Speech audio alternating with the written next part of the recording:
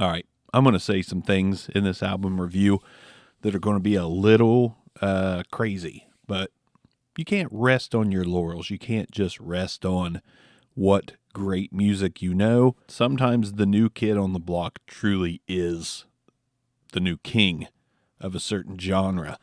And in my opinion, we got a new king. So SpiritWorld is a band out of Las Vegas, Nevada. They started out as a kind of country punk outfit that released a demo LP sort of thing under SpiritWorld, their name. But the spelling has been different. It's been kind of weird. There's like 2 SpiritWorld listings on YouTube Music. I don't know, but the country punk was pretty good. Like, I really enjoyed it.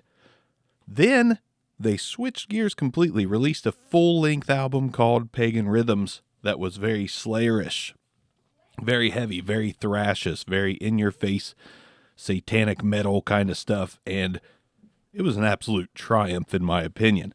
Absolute triumph. So then, now I didn't discover this band until a track off the new album Deathwestern dropped. Then I went back and found the other stuff. But I heard the new track off Deathwestern and was like, this is kind of it for me. This is what I look for. I grew up on punk. I grew up on stuff that was fast, but I didn't get into metal until much, much later in my life. Actually, pretty recently. Like, I was always into some of it. Like, I grew up liking Pantera, Metallica, but I didn't dive much deeper than that back then. Now, all of a sudden in 2022, I'm diving into everything I can find that's in that genre. Hence the reason I'm wearing a Creator shirt, for God's sakes. But anyways, this band, they released the album today, Deathwestern. I had listened to the singles, was blown away by every single single. Just blown away. Something about the guitar sound, something about the drum work that doesn't even seem to have a double bass drum, which I welcome.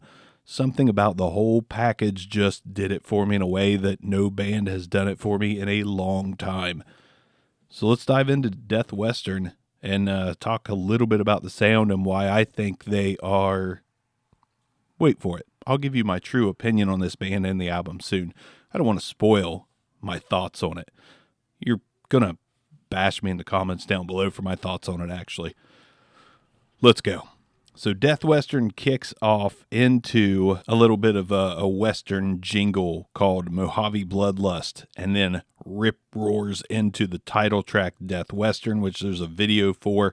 It's a very entertaining, blasphemous, bloody journey. I highly recommend you go watch every video SpiritWorld has put out.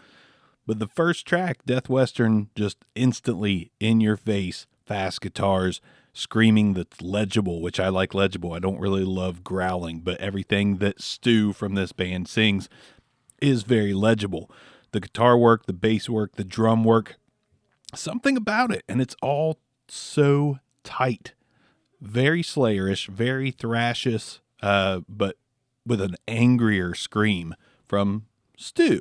Anyways, I digress. This first track, Deathwestern, along with the first track with the little Western ditty, which I absolutely love. I love the theme of this album, which is a Western horror blood scene, basically, in satanic fashion. But Deathwestern is a 5. I have a rating scale. It's like 1 through 5. 5 meaning I can't live without it. Deathwestern's a 5. Album's off to a good start. Next track, Relic of Damnation, another single, and actually an EP that was released before this album.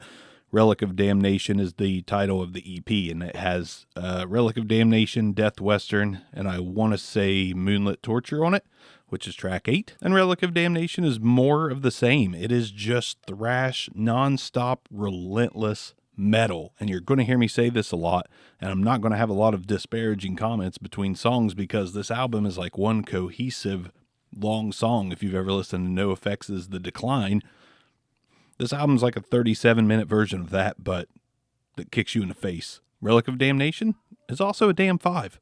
It just is. Next, we've got track 4, which is Purified in Violence, and this has probably my current favorite guitar opening because it's a very killer, speedy guitar riff that reminds me a little bit of Megadeth's We'll Be Back, which was a great release from 2022.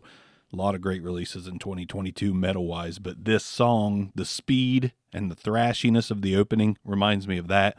The whole song never falls off, never gets dull, never gets boring. It's a fucking 5. It just is. Then we've got track 5, which is Ulcer, which is a track that SpiritWorld teased on Instagram the day before the release of this album, and I heard just the tease. It was like 20 seconds of music, and I was like, is this album going to be the album of the year for me? Is this going to be the one that rises above all others? Maybe just more so than just 2022. Ulcer, speedy, thrashy, heavy. It's a 5. I know this is going to be a generic review, but every track so far is a damn 5 out of 5. Track 6 is Committee of Buzzards. This is a longer track, one of the first tracks that pushed the 5-minute mark, because the album as a whole is only 37 minutes, but Committee of Buzzards is a journey, and currently it might be my favorite track, but I have a feeling that day in to day out, whatever that all means, I'm going to have a new favorite track each day. But as a fan of longer songs, I really love this one, and guess what? It's a 5. It's a 5. Like Dave Chappelle, I plead the 5th on every track is 5th. Track 7, The Heretic Butcher. Another long one, another detailed kind of journey in and out of different progressions and different speeds.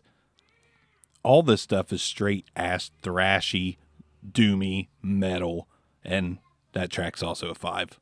I don't give a fuck. It's a 5. Track 8, Moonlit Torture, which was my favorite single release from the band before the album dropped. Absolutely phenomenal song.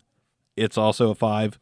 This one is just awesome. And then you've got Burn. You've got some of these little snippets of sound in here from what sound like religious preachers, maybe. But there in the middle of the song, he's like, burn, witch, burn, witch, burn. It's just, it has a theme and it gets you pumped. And every little sound or thing that happens in this album, it just makes you feel like you're on cloud 9. This song, easy 5. This was the first track I heard by this band, period. Blown away. Blown away. Track 9 is Crucified Heathen Scum. More of the same. More speed. More in your face screaming. It's a 5. It's a goddamn 5. Fucking serious. I'm serious. Every track so far is a 5. And guess what? Track 10, Lujuria Satanica? Lujuria Satanica. I think I'm saying that right. More of the same. It's a goddamn 5. Just listen to the album. I'm just trying to open your eyes to this band and this album. Like, I'm not going to go into great detail. This is just punch you in the face metal. Go listen to it. This track's a 5. The last track, 1,000 Deaths, is also a 5. There's not a dull moment on this album. It is balls to the wall from the opening track all the way till the end. Fuck Slipknot. Fuck Spirit Box. SpiritWorld is where it's at. Weird name, I know. But as far as like metal and thrash, in my opinion, there's a new player coming to take over. And to me, it's SpiritWorld. This album is absolutely phenomenal in every single way, if you like to go hard. If not, it might not be for you. But I don't know that I've ever heard a band play as tight and everything be as clear and everything just register. There's no mud on this album at all. No muddy sounds, no muddy guitars, no muddy drums. Everything is pronounced, but not like a St. Anger snare pronounced. It's just fucking good. The production is good. The band is tight. The music is killer. The riffs are killer. The bending of the strings on the songs, just the way they do things is just absolutely killer. And yes, it is inspired by Slayer and Hatebreed and probably hardcore and metal, but to me, it's perfected from all those things. Absolutely perfected. If you've ever been a fan of Slayer or anything like that, I think you have to listen to this band. I definitely want to hear what you think about it in the comments down below. And I also want to make a suggestion before I go, which is check out another band that dropped an album in 2022 that I think is probably number 2 under this as far as albums of the year for me. Possibly, maybe. I'll have to look that over. Nicolas Cage Fighter, another band you probably haven't heard of that is just relentless. Goes hard every second of their whole debut album. Check them out. If you like this one, after you listen to this one and give me your comments down below, check out Nicolas Cage Fighter. And you might have just stumbled on the 2 bands that you needed to hear in 2022. Deathwestern, whole album's a 5 out of 5.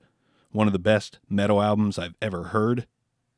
With more time, I might say it's my favorite metal album of all time. Yes, I told you I was going to say some things that are controversial because everybody's like, but the past. Who cares? If somebody comes along and sounds better than anything you've ever heard, recognize it, acknowledge it, enjoy it.